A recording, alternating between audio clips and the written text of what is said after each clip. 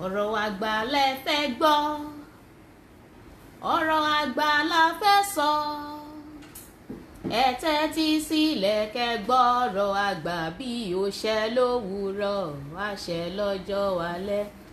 A kí ẹ̀yin ènìyàn wa nílé pé ẹ kú dédé àsìkò yìí, àlàáfíà yín kò ní di fíafíà níbikíbi tí ẹ bá wà. Àmín. Ẹ káàbọ̀ sórí ètò wa ọ̀rọ̀ àgbà tó ń gorí afẹ́fẹ́ látòrí ìjọ Òkè Túdé tó wà lógùdù lẹ́bàá Ọjọ́ta. Bàbá wa Dr. Shamsindeen Saka tí wọ́n jẹ́ olùdarí àti alákòóso ìjọ Òkè Túdé, àwọn náà ti wà níkàlẹ̀ láti bá wa sọ̀rọ̀ àgbà lénìí. Àkọlé ọ̀rọ̀ tá ò máa sọ nínú ọ̀rọ̀ àgbà òun ni èmèrè, familiar spirit. Bàbá wa, a kí yín káàbọ̀ sórí ètò, ẹ kí ara ilé.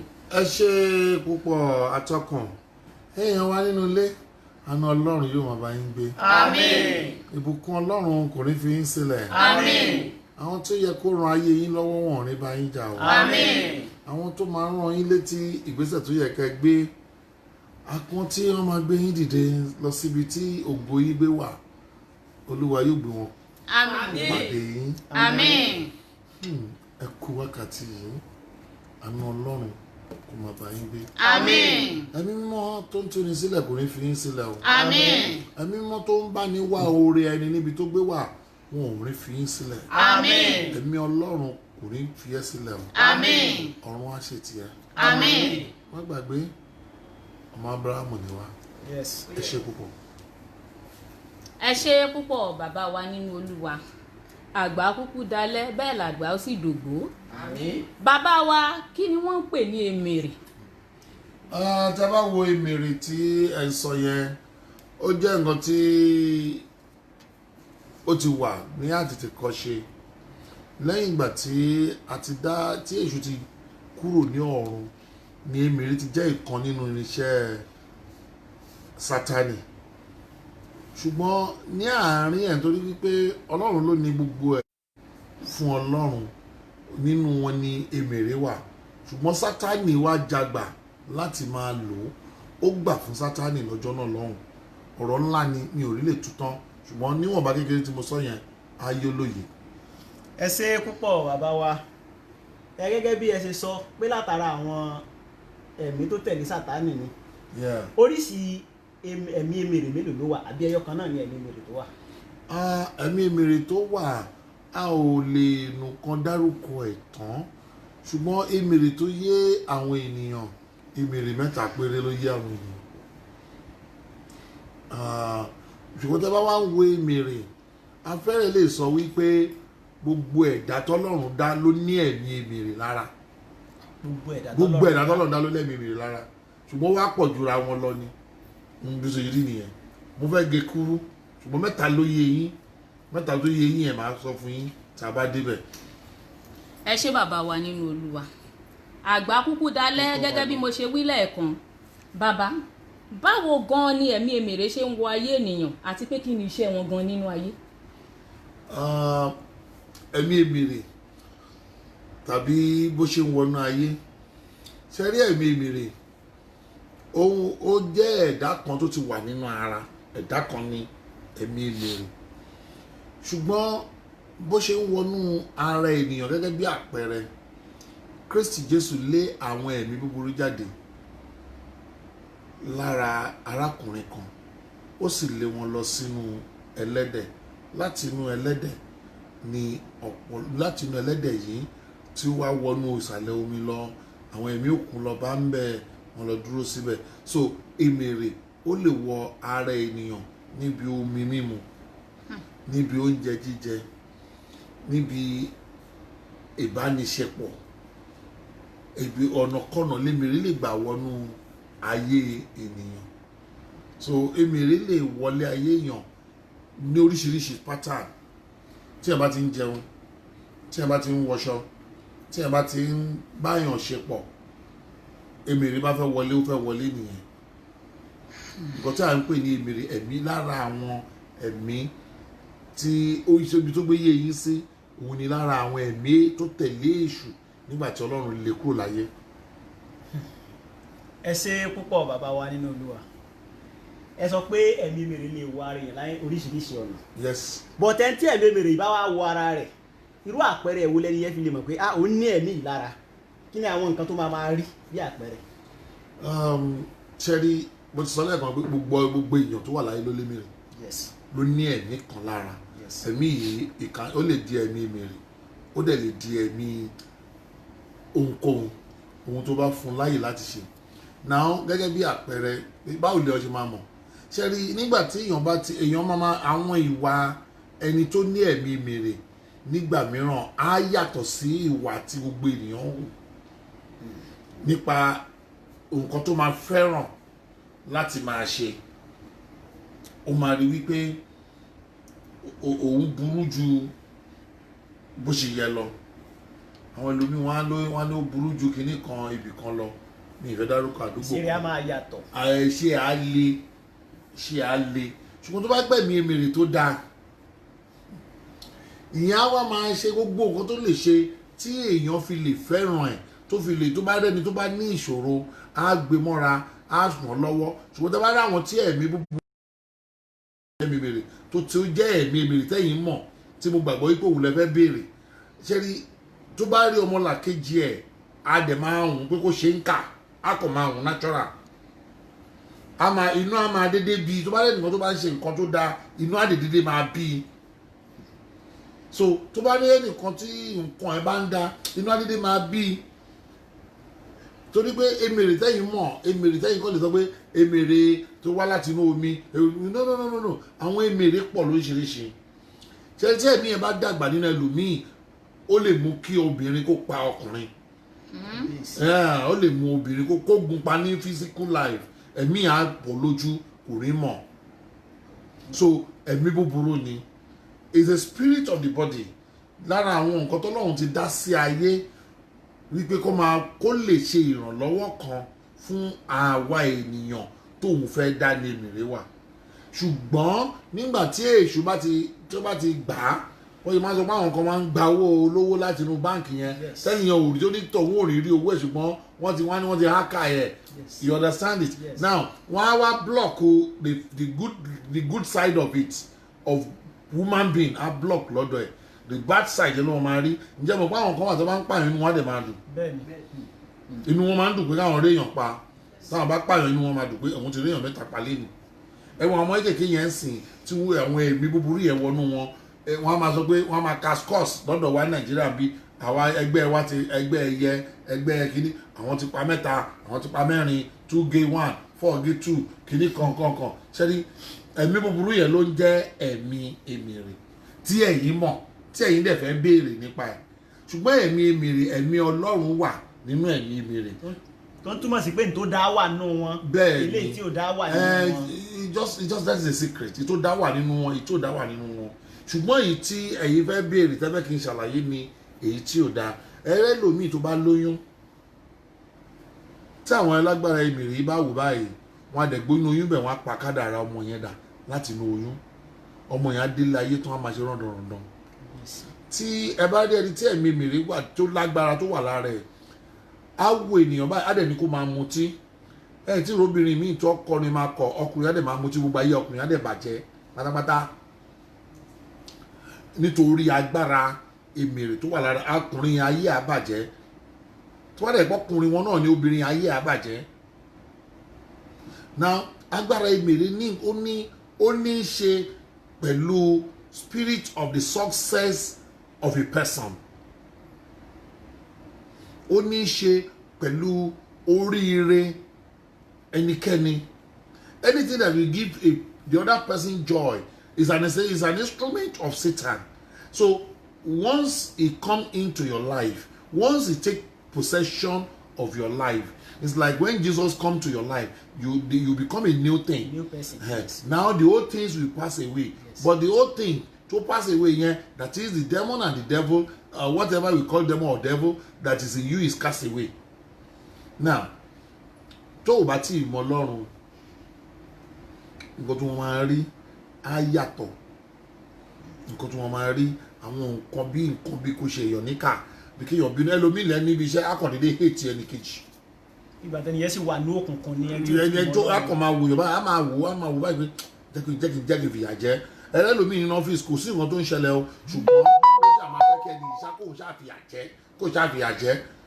àgàgà kó bá jẹ́ wípé ó fẹ́ fìyà jẹ nìyẹn kí ó má wá sí agbára fún láti fìyà jẹ á wá máa wọ́nà á máa jẹ́ lẹ́sẹ̀ á máa fa ìnilára fún tó bá àbíkẹ́ ó fẹ́ bá tó ó fẹ́ súnmọ́ nítọ̀hún kò wá ráyè súnmọ́ agbára búburú yẹn ni a máa ní lára torí pé agbára búburú yẹn wà nínú ẹ̀.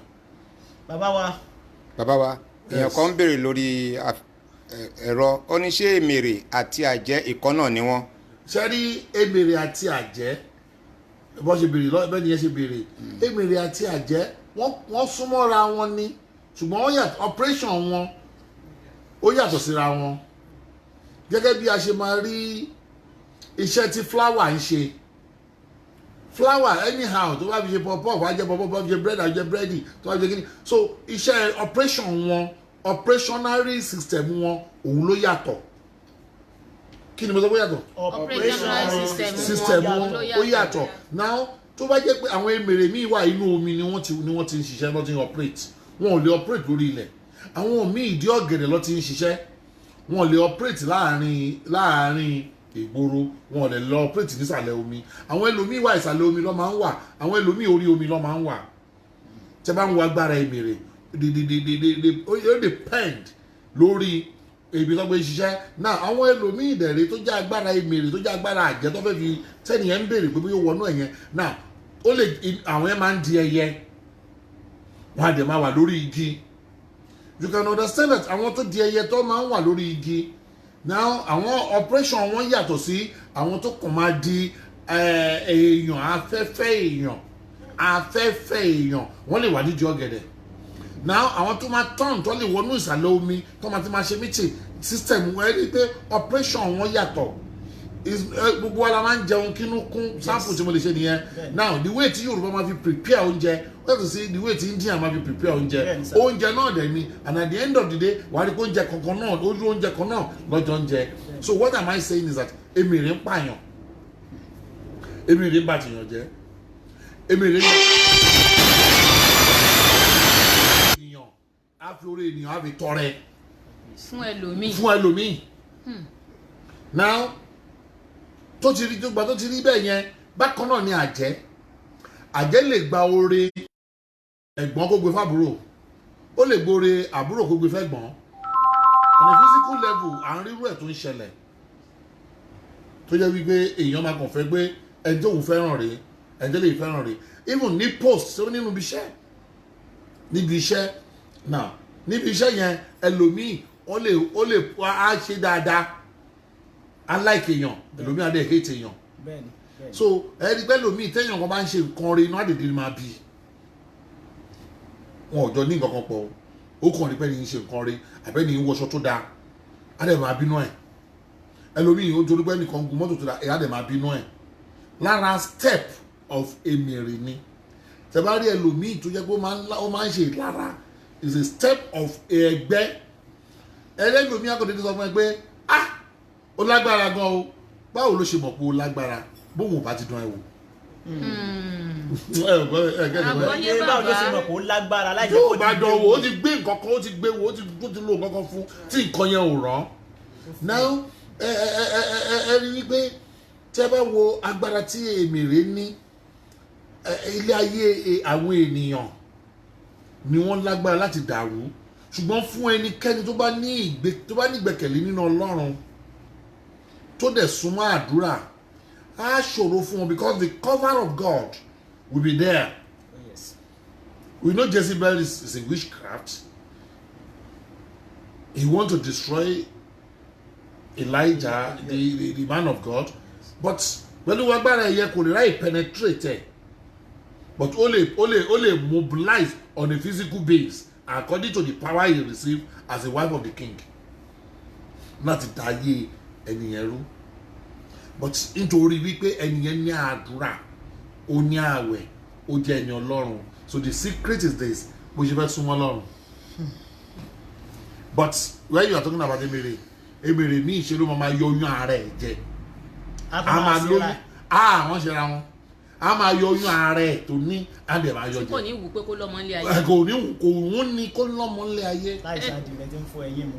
ẹ máa rẹ́ẹ̀dì yẹn tó máa ń fọ ẹyin mu so at the end of it ebìnrin mi kò fẹ́ kó ń bímọ so àti rí oríṣiríṣi ìtàn àti rí èèyàn tó jẹ́ wípé ó jẹ́ kọ́kọ́ ìnáwó ìjọ tí àwa mu ló wá sọ wípé òun ti sọ fún pé òun ò rí bímọ fún àwọn àgbẹ̀ kan máa bímọ fúnra wọn òun ò dẹ̀ lè bímọ òun ò like láti bímọ on a physical base even ọ̀rẹ́ sọ̀rọ̀ lásán máa ń sọ because òun ti make up mind ẹ̀ pé òun ò fẹ́ bímọ but ẹni kejì rẹ̀ mọ̀ pé kò fẹ́ bímọ ẹlòmíì tó bá dẹ̀ bímọ báyìí tọmọ ẹ bá máa fi pọ́dún méjì ọdún mẹ́ta ọmọ yẹn á kú àwọn ẹgbẹ́ ẹ̀ máa mú kúrò ní pé àwọn ò fẹ́ kó because emèrè póríṣiríṣi and the kind of operation tó máa ń ṣe ó le jura wọn lọ ẹgbẹ́ ẹlòmíì tó ti ń lówó táwọn emèrè tàbí àjẹ́ tó bá wojú wo nǹkan tó ń ṣe yẹn báyìí á wò wípé lágbájá ológo tó da ògo ẹ̀ yìí máa tàn tó bá yá jù báyìí lọ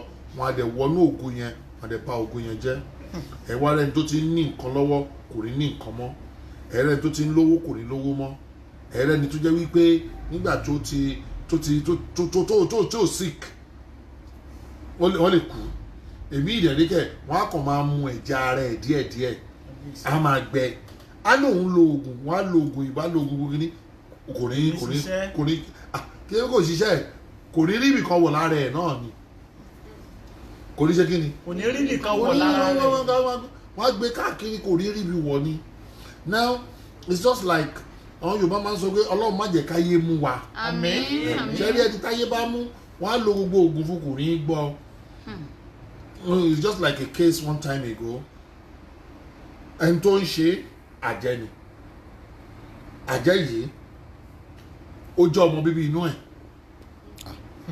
you get it. ọmọ èèyàn tó lè máa ṣe I can know this is a big matter story it's a long time now kí ló dẹ̀ ṣẹlẹ̀ ó ní kí ló ṣe fún ó ní ìgbà tó yẹ kó ra aṣọ fóun níṣe ló lọ fún àbúrò ìyá òun lówó owó tó yẹ kó fi ra aṣọ fóun nígbà tó fẹ́ ṣe birthday nítorí ẹni yẹn níṣòro ẹni yẹn wá bímọ yẹn wọ́n wá pa ọmọ tó torí ẹ̀ gbowó fún wọn yẹn owó aṣọ tiẹ̀ yẹn ó pa ó wá mú gbogbo iṣẹ́ ọkùnrin yẹn ó wá lórí ẹ̀ kodò 7 company ní má nìyí ní ó da gbogbo ẹ̀rù ọmọ kékeré tó fi ń kà tí bàbá òde mọ̀ pé torí ẹ̀ ló fi. gbogbo ọjọ́ ọmọ orí ọmọdé yóò ju ọmọ ọdún 9 lọ. So you can see not how small you see jẹ́mìrì bá wà tàbí àjẹ́ tó bá wà ní capacity wọn not old age. kò ń ṣe bí èèyàn ṣe tó lọ́jọ́ orí. kì í ṣe bóyá tó kì í ṣe fi gbọ̀n nǹkan ni kò sí lẹ́kùn. ṣẹ́ni when you look at it ẹrẹ́ lòmíì ó kàwé gan-an ṣùgbọ́n ọ̀rọ̀ ẹ̀ dàrú ọwọ́ ìbèrè pẹ̀lájẹ́ ló ti wá. ẹlòmíì a máa ṣiṣẹ́ ṣùgbọ́n nǹkan kò ní lè rí nǹkan kan sọ pé iṣẹ́ tó ń ṣe rè torí wọ́n ti gbé àpẹẹrẹ ajáde wọ́n ti gbélé lọ́wọ́ àpẹẹrẹ tó jáǹdì wọ́n ti gbélé ìjọ jáǹdì nǹkan tó bá gbé ìjọba kó nǹkan sí ó lè dúró. àṣedànù ni. So at the end of it so it's like ẹlòmíì a máa ẹlòmíì wá ní ẹkún alẹ́ làwọn fẹ́ kó sùn abimọ láàárọ̀ ìwádìí lálẹ́ wọ́n á dẹ̀ pa ọgbọ́n yẹn. ìyẹn ni wípé mèrè àtàjẹ́ lè ṣiṣẹ́ papọ̀. wọn àwọn méjèèjì tọ́rọ̀ wọn bá wọ̀ wọ́n á jọ iṣẹ́ papọ̀ tọ́rọ̀ wọn bá ṣe kí ni. tó bá wọ̀. tọ́rọ̀ bá ti kan ọ̀rọ̀ ṣé mo rí pé ẹ jẹ́ ká wo àwọn uniform men tí ó wà bíi navy police sójà nǹkan kan bẹ́yẹn ẹ bá sọ fún mi pé wọ́n lè ṣiṣẹ́ papọ̀ wọ́n á ṣiṣẹ́ papọ̀ tí òun tó wà lórí obì gan ó lè bá wọn ṣe tó fòkè gan ó lè bá wọn ṣe pọ̀ so it's just that is how it look like it's an operation ẹ wá sọ fún mi pé olè tó dìde ní Nàìjíríà kò lè bó lè lóyìnbó ṣiṣẹ́ ẹ wá sọ fún mi pé olè tó dìde ní nílẹ̀ Haúsá kò lè bó lè tẹ̀kọ̀ iṣẹ́ ẹ wá sọ fún mi pé olè tó dìde ní Kwara kò lè bó lè Kaduna ṣiṣẹ́ àbí olè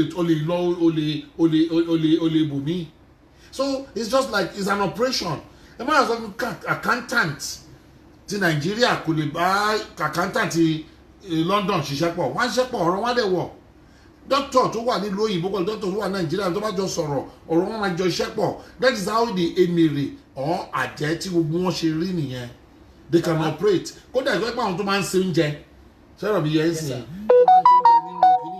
bá dé tó ń ṣe oúnjẹ ni tó bá jẹ́ pé oúnjẹ kan náà lọ́jọ́ ń ṣe tó bá débi kan ọwọ́ wọn papọ̀ so they can connect together and do a certain thing and destroy and buy anything but the only thing is that àwọn ìlú kan wà jẹ́ pé emire tí wọ́n fi ń ṣe plane wọ́n fi ń tí plane ò bá iṣẹ́ wọ́n á fi bàjá wọ́n á wọnú ẹ̀ lọ wọ́n á bá sọ̀rọ̀ plane yà iṣẹ́ àwọn kan tí ó pọ̀ jù nílẹ̀ bí èdè tí mò ń sọ yìí ní gẹ́gẹ́ bẹ́ẹ̀ sì so káṣá àbàtì ọmọ làkejì ẹni jẹ́ ìyàwó ẹlòmíì àmà iṣẹ́ ẹlòmíì àdẹ̀ jókòó nínú ilé yẹn wọ́n máa bá yí ẹ̀jẹ̀ àdẹ̀ máa wà ní ẹgbẹ́ kó máa ṣe àṣedànù náà ló máa jẹ́ ìyàwó ẹ̀ ni o owó tó lọ ń pa àdẹ̀ máa ní ẹ̀ ó rí sórí rẹ̀ níṣẹ́ o ọkùnrin yẹn bá fi lè sọ ẹlòmíì ó mọ̀ pé ẹlòmíì tó bá ti sọ fún èèyàn pé mo fẹ́ ṣe nǹkan báyìí lọ́la ẹni tó bá sọ fún ìyàwó ẹ̀ pé máa ṣe nǹkan báyìí nǹkan yẹn ò ní bọ́ sí ẹlòmíì tó sọ fún ọkọ ẹ̀ pé máa ṣe nǹkan báyìí lọ́la nǹkan yẹn ò ní bọ́ sí nǹkan yẹn ò bọ́ sí mọ́ ni ẹlòmíì àti gbogbo orí òun ni orí ẹ̀kọ́ àwọn alágbára tó jù ẹ lọ ni wọ́n ti gbọ́ tí wọ́n ti gbé gbèsè ọ̀nà wọn dúpẹ́ pé ẹ dáhùn question yẹn ó ní ṣé èèyàn lè identify emèrè. ṣé èèyàn lè ṣe kí ni. ẹ lè dá mọ̀ ẹ lè dá wọn mọ̀. ó lè dá wọn mọ̀ ṣé o lè dólè mọ̀ lójú títì tó bá yẹ kó wà lọ́pẹ́rẹ́ṣọ̀n time ó lè dólè mọ̀ tó lè bá wà láàrin èèyàn púpọ̀ ó lè dá wọn mọ̀ so the same thing tó bá ti lè dólè mọ̀ ó lè dá àwọn àjẹmọ́ àfi àwa ta ní àṣírí yẹn lọ́wọ́. bàbá àwọn èèyàn tiẹ̀ tó máa ń sọ wípé fàpẹẹrẹ tí emèrè bá ń báyàn jà fàpẹẹrẹ bíi Ọjọ́ta bóyá nìyẹn wá fẹ́ kúrò ńbẹ̀ emèrè tó ń bájà yẹn ó lágbára láti fi máàkì sí níwájú so that anywhere tó bá lọ àwọn tó ń yẹn tó bá tún ti rí wá tún yàn pé ẹran àwọn lélẹ̀ yìí ó ṣe lóòótọ́ ni àbí kò sí bẹ́ẹ̀ pé wọ́n lè fi máàkì sí yàn lára jẹ́ pé bíi tó bá lọ wọ́n á mọ̀ pé ẹni yìí. that is very true tó bá ti lè ìjọ́lẹ̀ ìbá ti lè mọ̀ pé léyìí o oúnjẹ ayé ni ibi kí tó bá dé oúnjẹ ayé náà ló wọ́n máa dà nítorí they communicate ẹ̀jẹ̀ bẹ́ẹ̀ máa ń tẹ kọ̀ǹpútà báwo lẹ ṣe tẹ fóònù nínú ilé yín tẹ̀dẹ̀ ń bá ará ìlú òyìnbó sọ̀rọ̀ tó dẹ̀ ń gbọ́ kí kọ̀ǹpútà tó dé nǹkan kan ló wà lábẹ́ kọ̀ǹpútà tí kọ̀ǹpútà fi jẹ́ kọ̀ǹpútà náà nǹkan kan ló wà lábẹ́ fóònù àbá ń sọ̀rọ̀ bí àwọn kan ń gbọ́ wa ní tọ́jẹ̀ pé rí wa àṣírí kan ló wà ń bẹ̀ so torí ẹ̀ nǹkan tí àdáwọn ẹ̀ lágbára inú òkú tó bá fi tó bá ń báyàn jà lọ́wọ́ ibi gbogbo tó bá dé báyìí ó máa ti hàn àwọn tó bá jẹ́ àwọn Indians that's why ẹ máa lọ sọ́dọ̀ wọn ẹ máa lọ máa gbé kinní kan sílẹ̀ káchà ni so that thing wá kó ọsàn síbẹ̀ káchà ni so if you have all these instruments of evil o máa catch ẹ o máa dì mú tó bá jẹ́ pé o fẹ́ fi tó bá ti lè operate within their territory tó bá ń lọ máa release ẹ padà tó bá wọnú àwọn ẹni tí torí pé àwọn wà spiritual so káchà àwọn yẹn ni wọ́n máa ń lò láti fi protect ara wọn for anybody gójó táìlì wọn ni o kó má bá wọn rà o kó jẹ́ iléeṣẹ́ wọn ni o kó jẹ́ yàrá wọn ni o. ìrì ẹ̀ mú ẹ̀mí èmi rò ní lágbára lórí ẹ̀ kò ní ba iṣẹ́ ẹ̀ jẹ́ ẹ̀mí mi máa ń ràn ẹ́ lọ́wọ́ nǹkan tí màá sọ ni wípé ẹ̀mí kan sọ fún mi bí mo ṣe ń sọ̀rọ̀ yìí wípé kí n gbé àdúrà kan kalẹ̀ ọlọ́jọ́ 7 ṣùgbọ́n tí wọ́n fẹ́ tẹ̀lé àdúrà yìí kó lọ láìkì program yìí then kó sẹ́ndì ọmọ mọ̀ kó máa sẹ́ndì orúkọ ẹ̀ bẹ́ẹ̀ yẹn now kó gẹ̀tì omi àgbọn kó gẹ̀tì àgbọn kan torí ibi tó mi gbá wọnú àgbọn kò sẹ́ni tó yé ọlọ́run á bàṣírí ẹ̀ for 7 days pẹ̀lú ìmọ́lẹ̀ ẹyọ kan so tó bá ti di every day fún 7 days yẹn màá máa ṣe àdúrà pẹ̀lú wọn ní dédé aago 9 alẹ́ ìṣẹ́jú 3 péré ni o tó bá di 9 sí 9:20 mo ti parí àdúrà yẹn it's either you go and look it after bá ti di 9 bá ti ṣàdúrà yẹn tán you drink the water you will put on the light ìmọ́lẹ̀ yẹn ló máa fi sínú yàrá ẹ̀ tó máa tàn sílẹ̀ so ìmọ́lẹ̀ àwa wọnú ayé ẹ̀ that's just it so àwọn ẹ̀mí òkun yẹn àwa fi ẹ̀ lẹ̀ tó bá wá lágbára o lè má jẹja kó má jẹran from tomorrow torí ọ̀la ló máa bẹ̀rẹ̀ Sir. torí tí ẹ̀ bá jẹjà tó bá jẹran. èèyàn kan béèrè lórí afẹ́fẹ́ pé tí ẹni tó bá fẹ́ ẹni tó ní ẹ̀mí mèrè kí ni àǹfààní tó máa ní. àǹfààní pọ̀ ń bẹ o tó bá jẹ́ lóríire ni o tó bá jẹ́ lóríire ni ẹni tó bá fẹ́ ẹni tó bá jẹ́ ẹni tó bá lé mèrè tí èmèrè yẹn bá fẹ́ràn ẹ̀ kí ewé kó lu èmèrè léni o kó lu lọ́la o kó wá retí wípé kémèrè fẹ́ tiẹ̀ o ò gbọ́dọ̀ bí èmèrè tó bá ti fẹ́ èmèrè níyàwó ya sọ̀rẹ́ndà ni o kó ṣe kí ni mo wí. kó sọ̀rọ̀ ẹ̀ ń dà. wo ti fẹ́ bá ọkọ rẹ níyàwó rẹ yẹn wo ti kọjá yìí rẹ ṣùgbọ́n tó bá sọ̀rẹ́ndà ó lè jẹ́ kó ṣoríire gbogbo nǹkan tó yẹ kó gbé ní ńláńláńláńlá àwa máa gbé pẹ̀lú ìrọ̀rùn àwa máa gbogbo ọ̀rọ̀ ẹ̀ á máa bọ́ sí dẹ̀ra gbogbo nǹkan tó bá ń fà á ṣe é fà fún nítorí pé the spiritual control the physical so òun máa ṣe parí iṣẹ́ nínú spiritual kò dẹ̀ di ọlọ́run lọ́wọ́ ọlọ́run dẹ̀ kò fẹ́ yọ́nú sí i ó dàbí tí ọba ń ṣàdúrà náà nìyẹn sì fẹ́ wọnú ẹ̀mí ni ṣùgbọ́n àwọn wà ní ẹ̀mí yẹn wà lọ́wọ́ àwọn so it's just a simple kíní yẹn ó ní igun mẹ́ta now torí pé àwọn lè ṣèyàn lóore tí wọ́n fẹ́ ṣẹyìn lóore tẹ́mi bá ṣe lóore mo ní ẹnìkan tí mi lè sọ̀rọ̀ ẹ̀ nígbà tó wà láyé ó bá ìjọba fa wàhálà ó gbàgbára lọ́wọ́ ìjọba nǹkan tó fẹ́ gbà ó rí gbà nítorí pé alágbára kan wà lẹ́yìn ẹ̀ ó fẹ́ ṣe léyìí ó gba tọ̀hún ó gba gbogbo nǹkan tó ń bàjọba fà gbogbo nǹkan tó ń dáwọ́lé ló ń bọ́ sí ẹni yẹn wá ń sọ fún wípé lókè ẹ o má tọwọ́ bòṣèlú kí lẹ́ni yẹn kú fún ni ṣe ló tọwọ́ bòṣèlú òṣèlú yẹn lòun náà kan wá kú sí. Now you can see it now that ṣẹ́ni wọ́n da gan àwọn olódàjù láti fẹ́ níyàwó ṣùgbọ́n kó jẹ́ wípé kúwọ náà ti lè máa gbọ́rọ̀ kó agree kò dẹ̀ máa fìyà jẹ wọ́n. kó àwọn ò gbọ́dọ̀ fìyà jẹ wọ́n nǹkan tó wá fẹ́ ló máa ṣe fún tó bá ti ṣe fún gbogbo nǹkan tó ń bá ń fẹ́ yẹn a máa lọ déédéé gbogbo nǹkan tó bá ń nawọ́ sí báyìí kó tó fà á ni ó ti bọ́ sí ẹ lọ́wọ́. ẹ ṣé bàbá ẹ kúkú pẹ́ fún wa bàbá ẹ̀mí èmèrè táwa ń sọ nípa ẹ̀ ṣé ọkùnrin nìkan ló máa ń ní ni àbí obìnrin náà ṣé obìnrin nìkan ló ní ni àbí ọkùnrin náà tún máa ń ní èmèrè náà. ọkùnrin ní èmèrè obìnrin ní èmèrè ṣùgbọ́n èmèrè ọkùnrin kò wọ́pọ̀ tó ti obìnrin ìdí dẹ̀ ni wípé ẹ rí wípé obìnrin ni èṣù kọ́kọ́ lò nígbà yẹn ni ó lò láti lọ́kọ́ kó sí inú ẹ̀ láti nínú ọgbà Édẹ́nì now mi ti bá ní kí n túbẹ̀ yẹn ibẹ̀ yẹn tóbi gan ṣùgbọ́n ẹ bá dẹ̀ lọ sí ẹ wá wo nǹkan mẹ́ta tí ilé agbára wọn wà bẹ́ẹ̀ bá lọ sí church àwọn lè máa bá jù àwọn ló pọ̀ jù bẹ́ẹ̀ lọ sí báwo lọ ṣe orúkọ ẹ̀ ọjà obìnrin ló máa pọ̀ jù ńbẹ̀ so tí ẹ bá ti lọ sí alásàlátù ẹ̀mí ò fẹ́ dárúkọ bó jẹ́ alásàlátù náà ni bó jẹ́ nìyẹn ẹ̀yìn tí ẹ bá sọ pé kíní ẹgbẹ́ ni tí ò bá jẹ́ pé wọ́n lé obìnrin kúrò obìnrin máa dominate ẹni so obìnrin ni ó pọ̀ sí lọ́dọ̀ ìdí dẹ̀ ni wípé àwọn náà ni àkọ́kọ́ irinṣẹ́ tẹ̀sù lò láti fẹ́ da nǹkan tí Ọlọ́run ti tòrò so that is why ó wà lọ́kùnrin ó dẹ̀ wà lóbìnrin. ẹ ṣe púpọ̀ bàbá wa nínú Olúwa àgbàdalẹ̀ ẹ̀mí èmèrè yìí gẹ́gẹ́ bí ẹ ti ṣe ṣàlàyé rẹ̀ fún wa lóríṣiríṣi ọ̀nà ṣé wọ́n lè dá ṣe èèyàn gẹ́gẹ́ bí ẹ̀bùn pé ẹ̀bùn ọdún rèé mo fún ẹ. àwọn ń dáṣe ọ lè fi yàn lébọ ẹ̀mí ìrìfọ́dún náà wọ́n fún yàn lémèrè fọ́dún wọ́n fún yàn lémèrè fún bẹ́ẹ̀dẹ̀ wọ́n fún yàn lémèrè ẹ bá gbọ́ nígbà táwọn ọmọ kékeré yẹn bá ń kà tí wọ́n bá ń kà wájú mi èyí yàn jẹ́ pé sweet lọ́ fi fún ní school sweet lásán lọ́kàn fún ní school tó kàn mú after he drink the after tó ti mi skinny yẹn á kàn bẹ̀rẹ̀ lọ́hùn ni láyé ìgbà kan táwa wà ní kékeré nǹkan tá a máa ń gbọ́jù ni pé wọ́n á fúnyàn lóbì jẹ ìyá kan kàn fúnyàn lóbì jẹ ni so but when I understand it about 40 years ago mo rí wípé wọ́n fún jẹ o wọn ò fún jẹ o gbogbo èèyàn ló ní lára ṣùgbọ́n ó wá depend lé ibi tó bá rìn sí àti bó bá ṣe rìn. ibi tó ti develop bó ṣe develop. ẹ wo ráàjẹ́ tó jẹ́ wípé bóyá mo fẹ́ sọ ilé yìí náà kò burú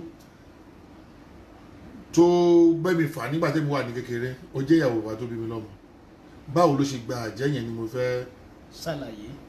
now obìnrin kan dín ẹja nílé wa ní ibi tá à ń gbé ní ìgbà yẹn lárọ́ láwọn. Now bàbá mi lè ti lọ fẹ́ ìyàwó mi, òun dẹ̀ gbogbo nǹkan tó dẹ̀ ṣe ọ̀dẹ̀ tẹ́ lọ́rùn, so rojọ́ fún ìyá yẹn dẹ̀ fún ní ẹja yọyọ, so ẹja yọyọ ló ti jẹ́, ló ti mú wọnú ẹgbẹ́. Nígbà tó ń wá ń kà, nígbà tí ó wá ń kà ló wá sọ Ló wá pé sọ bó ṣe fún màmá. ló wá sọ pé bẹ́ẹ̀ ló ṣe fún un. So it's just like that. Àjẹ́ wọ́n fẹ́ fúnyàn lájẹ́, wọ́n fẹ́ fúnyàn lémèrè. It's not that hiding, it's not that a big deal.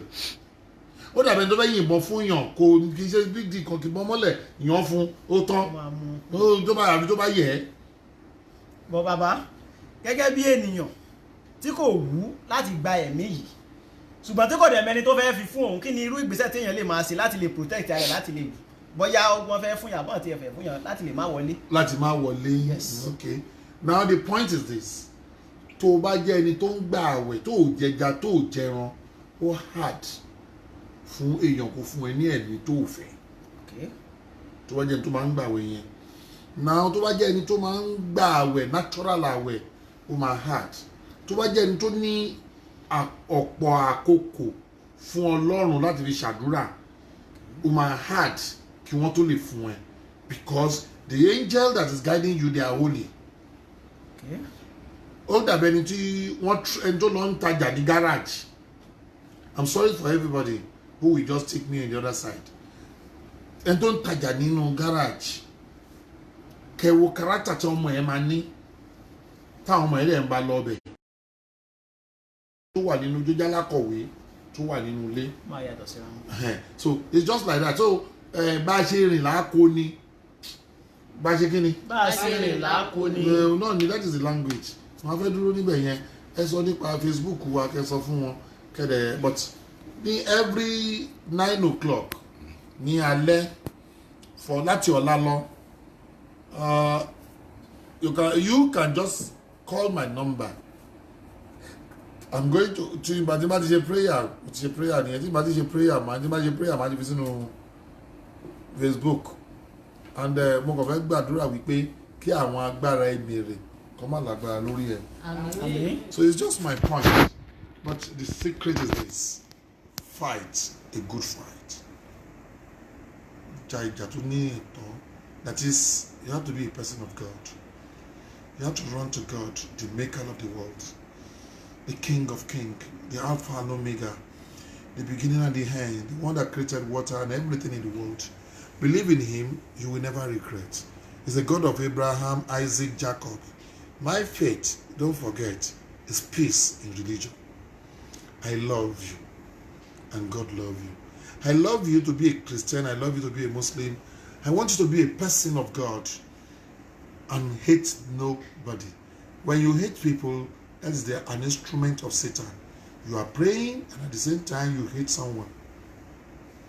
This is bad. Hate nobody. Have your confidence in God. Believe in God. And he will surely take you out of the evils. It's a sheet. He will give it to you. Thank you. To reach us on our Facebook.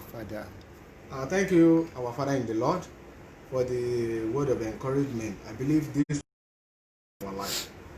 To reach us on our Facebook, you can reach us on Oketude Ministry, on our Facebook page, Oketude Ministry, or you can reach us on Samsidin Saka on our Facebook.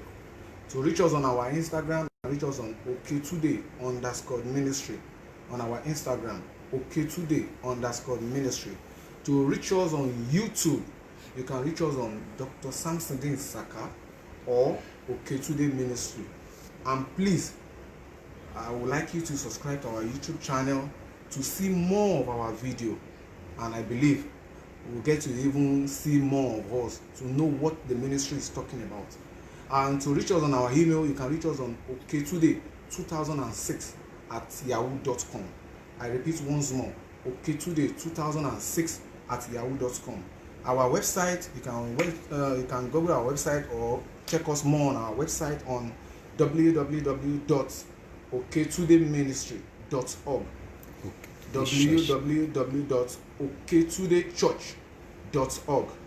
Once more, www.oketudechurch.org. God bless you. Don't forget to meet our daddy.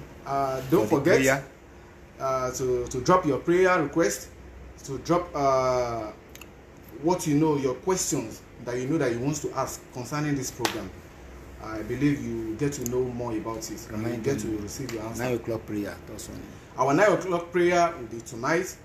If you have any requests, and tomorrow as well, if you have any requests, anything bothering your mind, you can easily drop your prayer request and our Father in the Lord will get in touch with you. I believe the words that you will hear from our Father in the Lord, it will be a very big intervention in your life, and it will give you that victory, it will give you that joy, it will give you that happiness you have been long seeking for.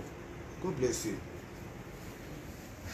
ẹ̀yin ènìyàn wa nílé ọ̀rọ̀ àgbà lẹ ti gbọ́ yẹn látẹnu bàbá wa. ẹ ṣé púpọ̀ ẹ̀yin ènìyàn wa nílé. ìmọ̀ràn ọ̀rọ̀ àgbà lẹ ti gbọ́ látẹnu bàbá wa Dr. Shamson Isaka tí wọ́n jẹ́ olùdarí àti alákòóso ìjọ Òkè Túdé. títí dìwòye ọjọ́ mẹ́jọ tá ó tún máa pàdé. ó dàbọ̀.